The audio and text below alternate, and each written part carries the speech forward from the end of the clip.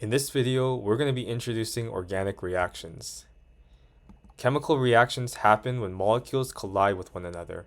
In general chemistry, the reactions studied are mainly direct interactions between cations and anions. For example, when we shake a bottle containing silver nitrate and potassium chloride, molecules bump into each other and the reaction takes place between the cations and anions, producing a precipitate of silver chloride. However, when studying organic chemistry, it's very rare to encounter reactions strictly between cations and anions because there are only a few stable organic anions. What are organic reactions even between then? Well, organic reactions instead usually happen between a charged compound or a neutral compound with lone pairs of electrons and an organic compound that has a dipole.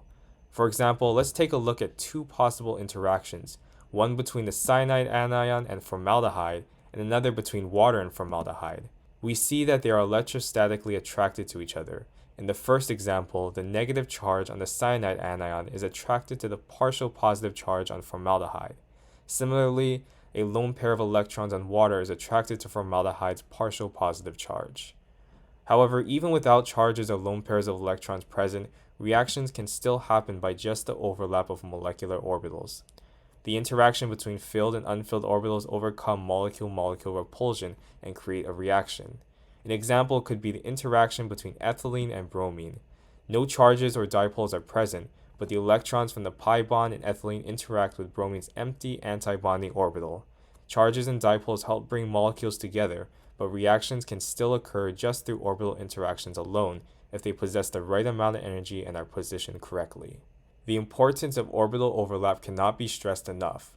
Most organic reactions involve the interaction between full and empty orbitals, whether it be regular or anti-bonding orbitals.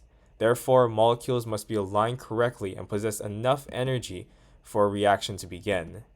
Terms such as anti-bonding will be used in this video, but I'll try not to include more detailed stuff about molecular orbital theory and HOMOs and LUMOs. For now, just note that anti-bonding orbitals refer to empty orbitals in which electrons can be placed into. Here are a few things to think about when processing a new organic reaction. For a reaction to take place, molecules must overcome molecule-molecule repulsion by either electrostatic charge or orbital overlap. They must have the right amount of energy to interact, and molecules must approach in the correct way. In organic chemistry, a mechanism is a detailed scheme showing a reaction pathway. When a pair of molecules comes close together, mechanisms illustrate the movement or flow of electrons from one molecule to another. The molecules involved in these reactions are labeled as either being a nucleophile or an electrophile. A nucleophile, meaning nucleus-loving, are molecules that donate a pair of electrons. And an electrophile, meaning electron-loving, are molecules that accept a pair of electrons. As you can see in this example, water is donating a pair of electrons, so it's labeled as a nucleophile, while the carbonyl compound accepts the electrons, making it an electrophile. You may notice the similarities between these definitions and the definitions for Lewis acids and bases, and your suspicions are in fact correct. Nucleophiles and electrophiles are generally just Lewis acids and bases. The bulk of organic chemistry deals with these, and more broadly, acid-base chemistry, so pay close attention to how nucleophiles and electrophiles are defined and how they interact. Now it's time to identify the four types of possible nucleophiles. The most common type of nucleophile is one containing non-bonding lone pairs of electrons. Some examples could be ammonia and water. Ammonia has a lone pair of electrons on its nitrogen, while water has two pairs on its oxygen, in which either pair can be donated. Other great nucleophiles with non-bonding lone pairs include phosphines and thiols. Their larger sizes make their electrons loosely attached to the nucleus and more prone to being donated. Next, we have anions with a lone pair of electrons. Molecules such as the hydroxide anion contain a non-bonded lone pair. We represent this with a negative charge and treat them as if they were anions. Common anionic centers include oxygen, sulfur, and the halogens. An important carbon anion, which has a lone pair of electrons on carbon itself, is the cyanide anion. Electrons in pi orbitals from alkenes are also able to donate electrons. However, simple alkenes are pretty weak nucleophiles, so they must encounter a very strong electrophile in order to react. The reaction in the previous slide between ethylene and bromine is a prime example. Finally, sigma bonds can be considered nucleophiles if attached to electropositive atoms willing to hold a positive charge when electrons are donated. Some good electropositive atoms include boron, silicon, and the metals. The study of organometallics will talk more about these types of nucleophiles. For now, though, a good nucleophile to remember is the borohydride anion, which attacks electrophilic compounds through its BH bonds. Now, just a quick summary for the different types of nucleophiles we looked at. A nucleophile can be a molecule with non-bonded lone pairs of electrons, anions that represent electron lone pairs, some pi orbital electrons, or sigma orbital electrons attached to an electropositive atom. Now it's time to explain the four types of electrophiles. The first way to identify an electrophile is by its positive charge representing an empty orbital. The most fundamental of these is the hydrogen cation. It has an empty, very low energy 1s orbital that is extremely eager to accept electrons. A few organic molecules contain empty p orbitals and remain neutral. Some include boron trifluoride and aluminum trichloride. Realistically, however, many organic compounds never have empty atomic p orbitals ready for electrons to be deposited in. Instead, the electrons are usually donated into an antibonding orbital that is attached to an electronegative atom. One type of this electrophile is a double bond that is attached to an electronegative atom. We see this for a carbonyl compound, where carbon is double bonded to the much more electronegative oxygen.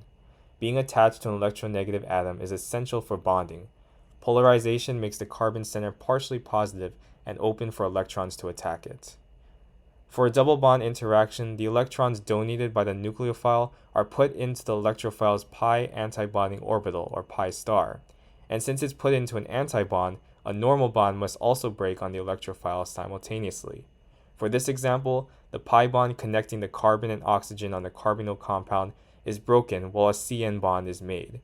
This is where the electronegative atom comes to play, as these electrons are moved up to the oxygen that is willing to house the negative charge.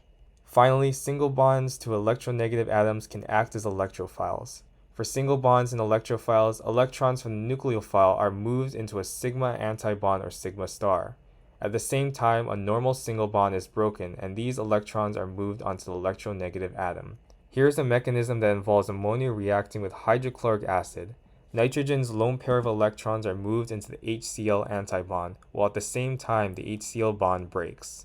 Some sigma bonds are electrophilic even when the net dipole moment is zero. Examples could be the bonds between halogens.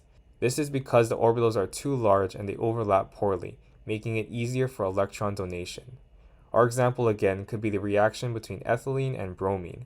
Since now we've identified our nucleophile to be ethylene with its pi electrons in a previous slide, our electrophile is bromine. Electrons are moved into bromine's sigma antibond while simultaneously breaking the normal bromine-bromine bond. Just to reiterate, the four types of electrophiles are molecules with a positive charge representing an empty orbital, neutral molecules with an empty p orbital, molecules with a double bond to an electronegative atom, or a single bond connected to an electronegative atom.